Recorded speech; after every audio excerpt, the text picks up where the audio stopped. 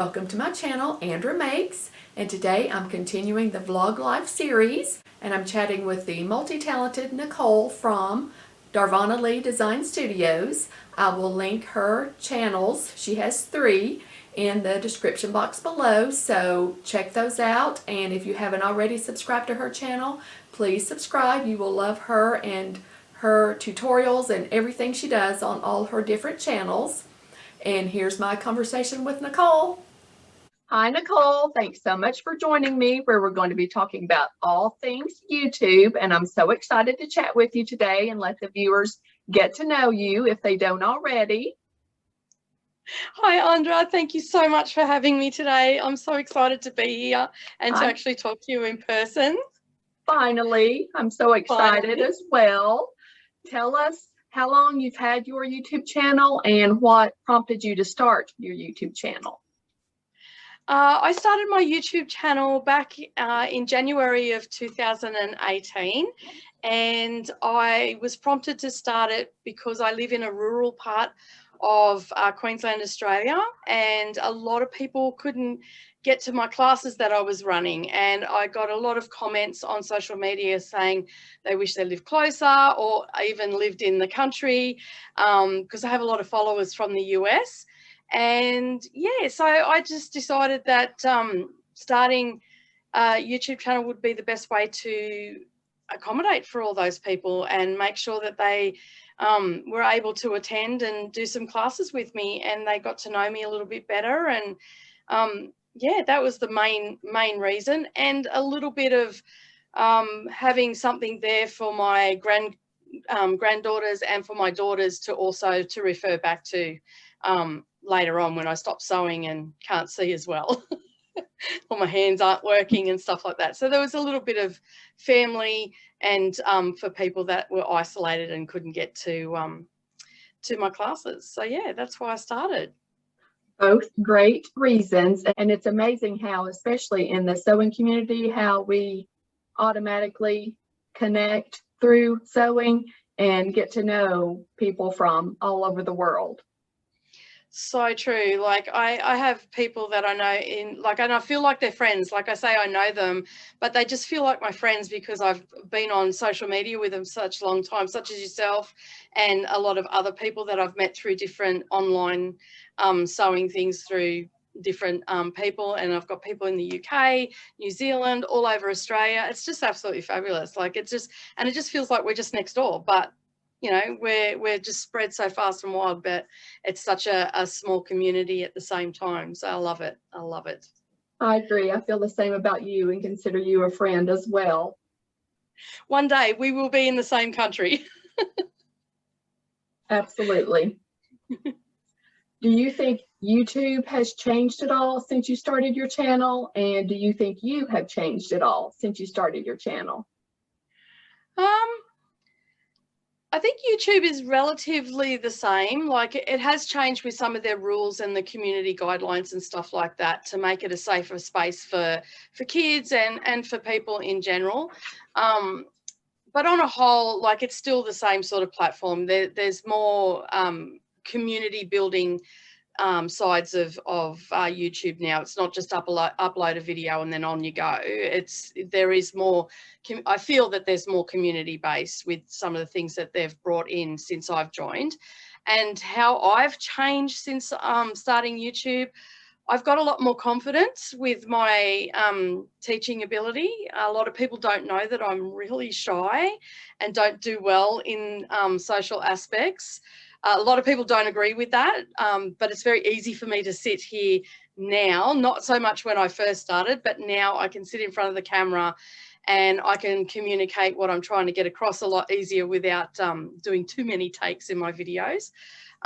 So yeah, I would say that my confidence has grown as a teacher and even as just a woman in general. And even when I go and do other things in my business and retreats and everything, it's really helped me with that, with it being able to talk to people. Because as I said, I am basically a very shy person and don't do well in social situations or large crowds. So it's really helped me in that aspect. So yeah.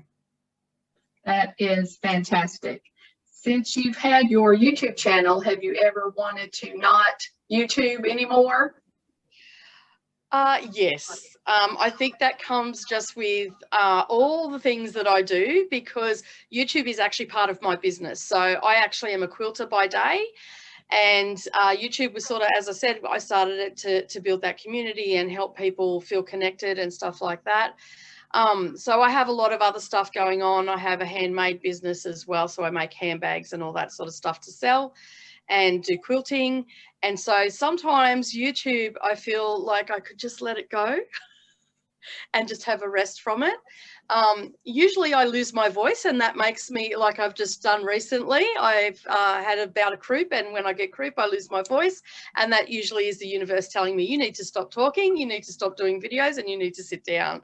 But actually giving it up, I don't think I ever could, because I just feel that I've got so many friends now, and so many connections, that I'd feel disappointed if I lost those connections, because, you know, as we know with social media, if you're not around, you sort of get forgotten and stuff like that. And yeah, so I don't think I'd actually ever give it up, but I do think about it sometimes when I get a little bit burnt out. But that's like with anything, really. Yes, please don't leave us. We would miss you terribly, but breaks are Thank you. understandable, of course. Like you said, burnout. Yep. Burnout is a big thing with YouTube. I've seen it with my husband. He gets quite burnt out very quickly because he puts up a lot of videos on a regular basis. I've learnt to just take a small break and cut down the amount of videos that I put up. So I might only put them up every 2 weeks. Then I might have a bout where they go up every week.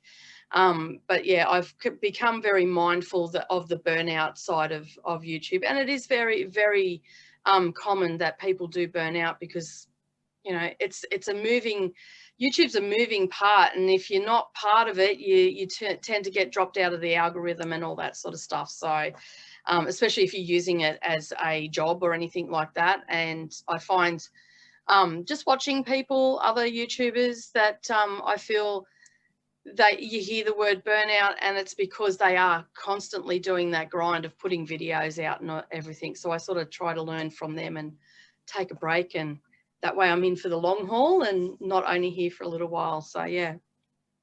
That's a very healthy outlook.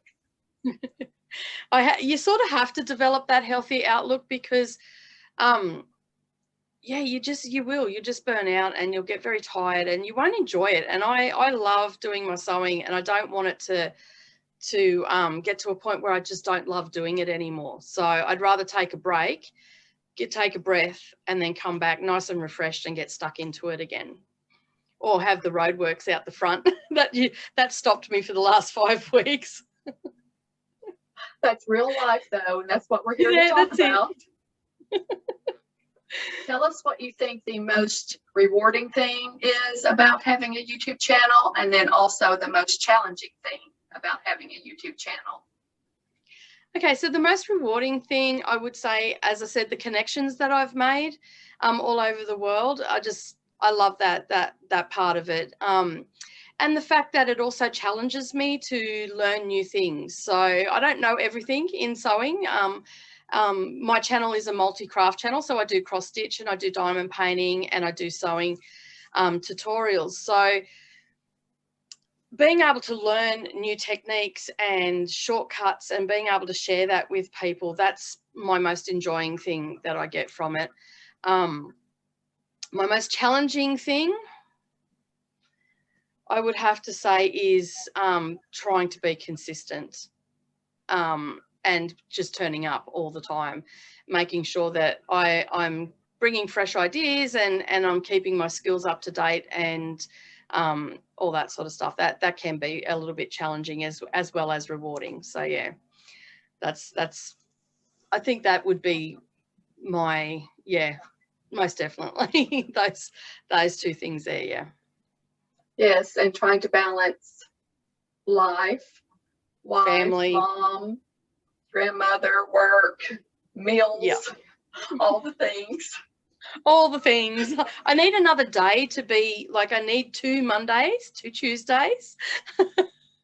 And I think I'd be right then. I'd get the life-work balance. You know, one day it'd be just for the family, the other day would just be for work and whatnot. But yeah, all the things. So yeah. Yes, and speaking of balance, how do you balance your content as far as maybe what you personally would like to produce and upload versus what you think would resonate well with your viewers?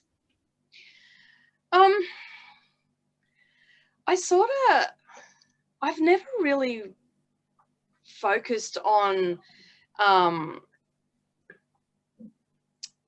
like what I want. I just like, because I come to YouTube from doing classes, so it was more geared towards beginners and whatnot. So I do a lot of that sort of stuff. And so I've just tried to start right back at the beginning for people and then slowly bring some advanced techniques in. So for instance, I've got 3 different project bags for cross stitches or quilters alike. And I started out with just a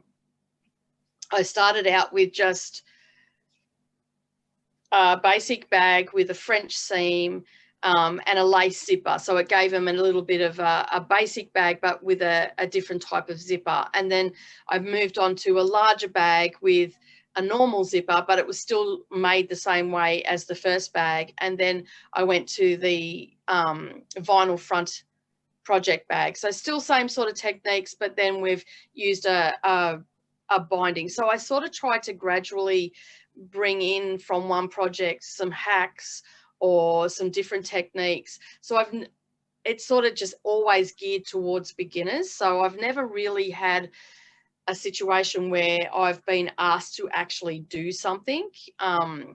Some people will ask me, is there a simpler way to do it? So then I'll do a video on a simpler way to do that. And that's sort of how I've done it.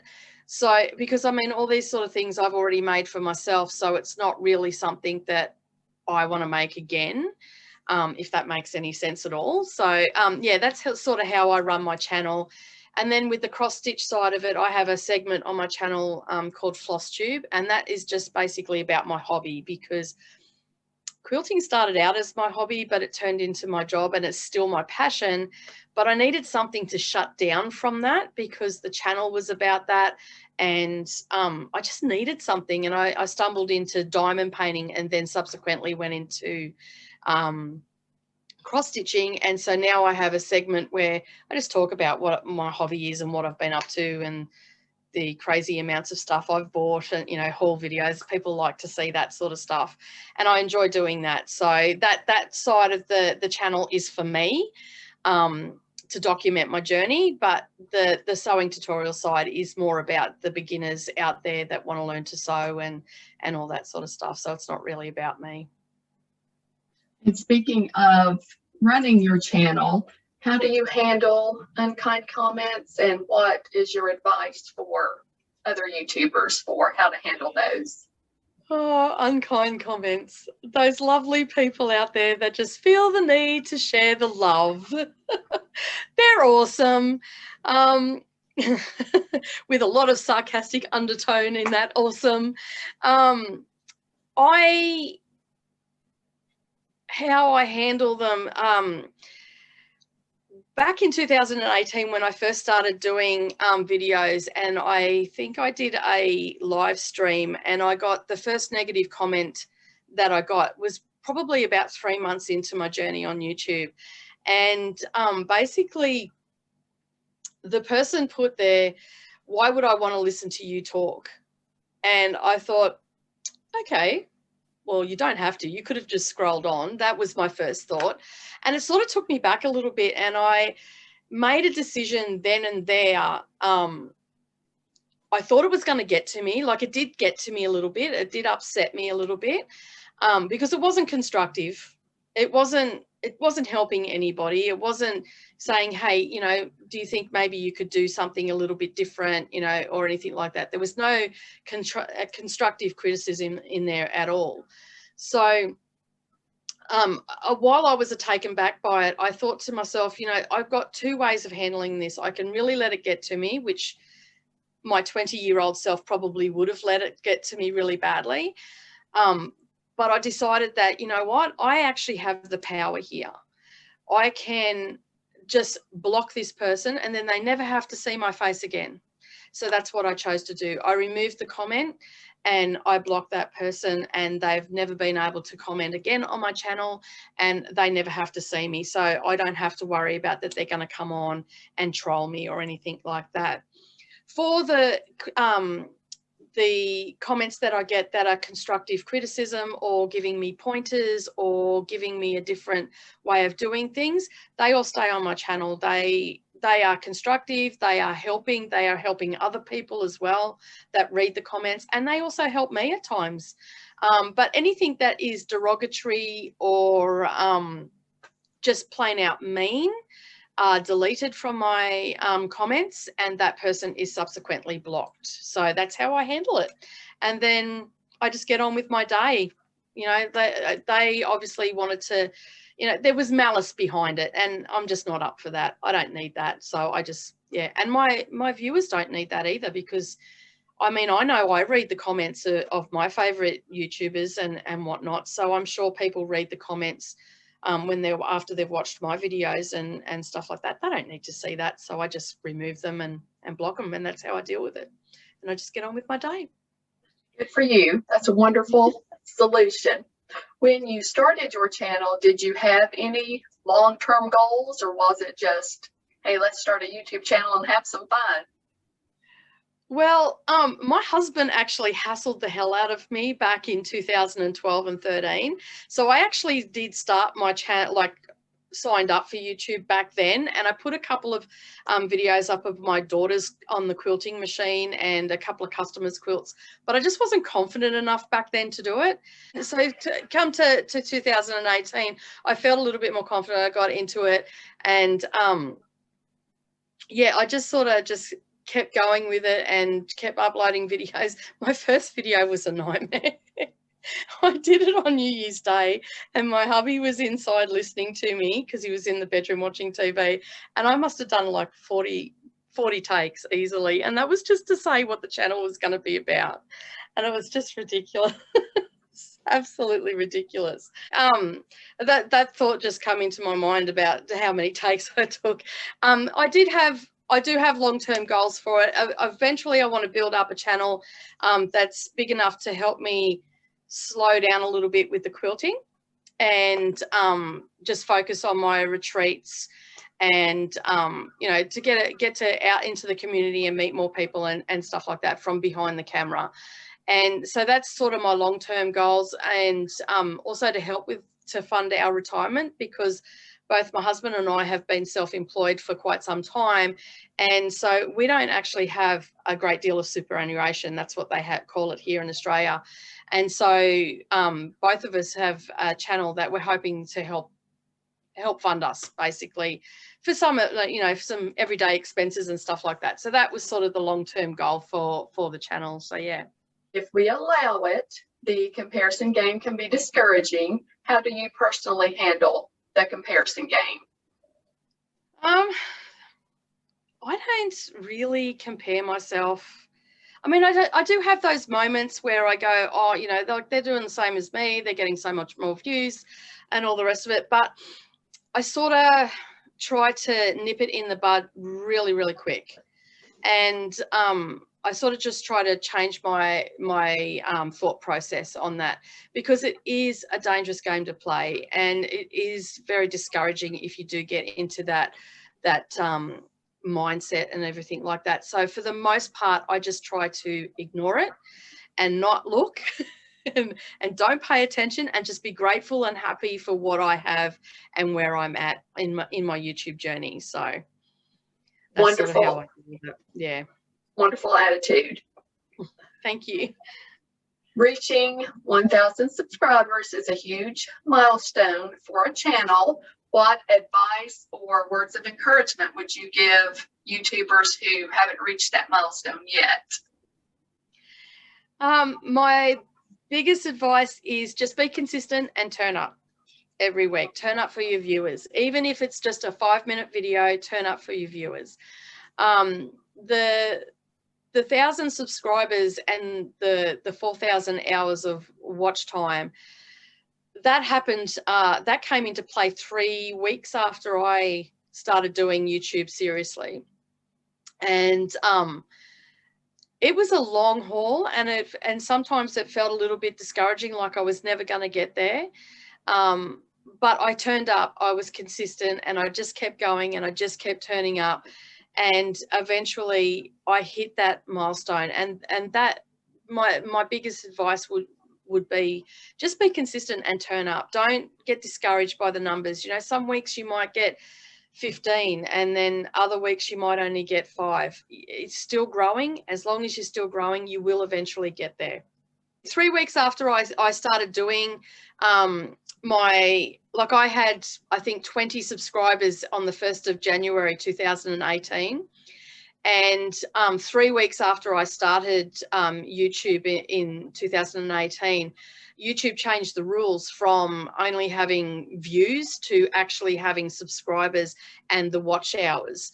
So they changed it. You didn't have to have watch hours originally. It was just you had to have so many views. And for the life of me, I can't remember what that number was. And then 3 weeks after I started doing YouTube seriously, I was almost to their original threshold. And then I got an email saying that it was changing to 1,000 subscribers and 4,000 hours of watch time. And I'm like, oh, and because I wasn't in the partner program, I had to go back. It was pretty much starting again. So it was like, oh, that was a big hit to the belt. And so, yeah, basically that's where I was at. And so I had to do the grind to get to that 1,000 subscribers and the 4,000 hours of watch time. And I think it took just under 18 months, I think it was, to get to the 1,000.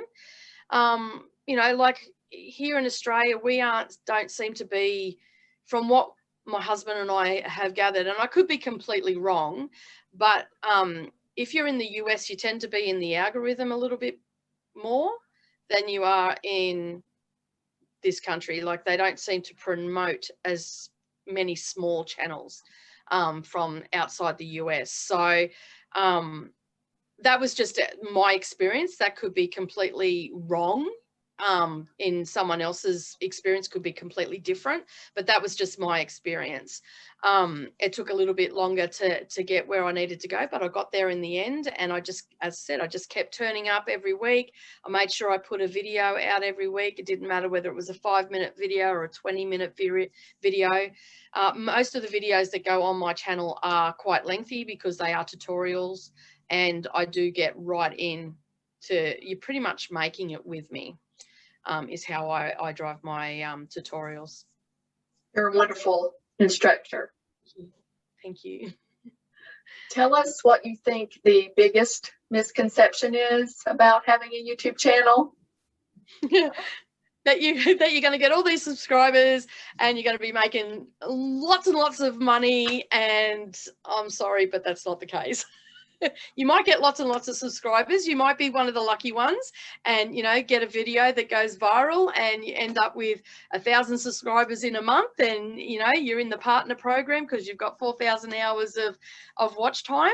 You might be one of those lucky ones, but the biggest misconception is that you're going to be YouTube famous very quickly. I think that is the biggest misconception for a lot of people. What advice or words of encouragement would you give fellow sewing YouTubers, and also advice and words of encouragement for someone who may be thinking about starting a YouTube channel? Consistency is the key. Just turning up. I sound like a broken record today, but just turning up and being consistent. Not letting the people get, like, trolls get to you, because YouTube does have trolls. It's not a 100% safe place, but not letting them get to you is a big thing as well.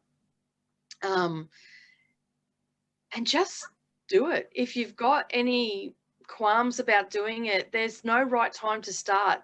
The right time is now. If you're thinking about it, start now. And you don't need a lot of money to start. A lot of people don't realize that I actually just do YouTube with a tripod and my mobile phone. That's how I do all of my tutorials, because realistically, I don't have the money to spend on lots of equipment. Subsequently, you know, I've got lights and stuff for the studio now that are a lot better.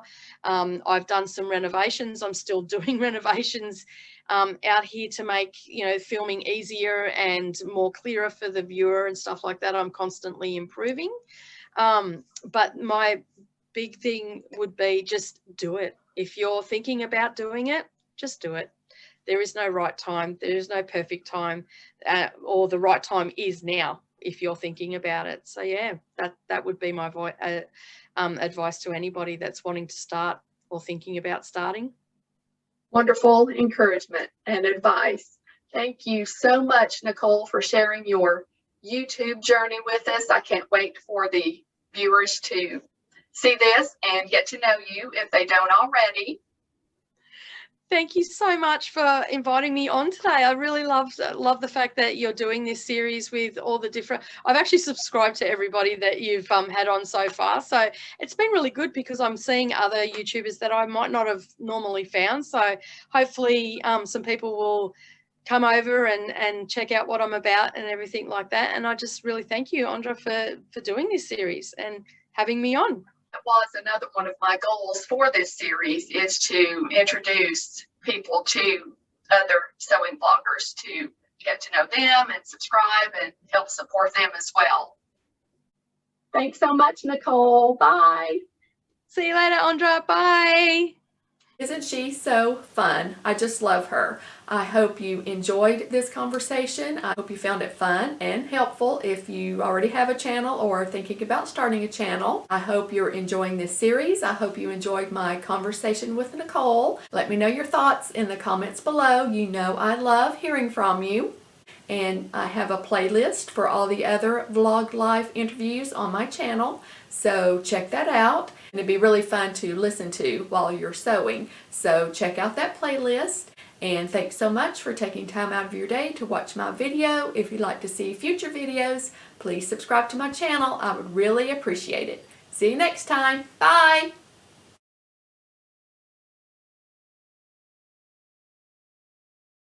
Hi, Nicole. Thanks so much for joining me for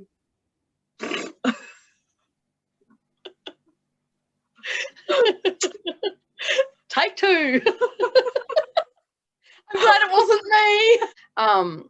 So basically, when I started doing it and all the rest of it, I lost my train of thought then. Anyway, I've forgotten what the question was. Sorry. That was one. Okay.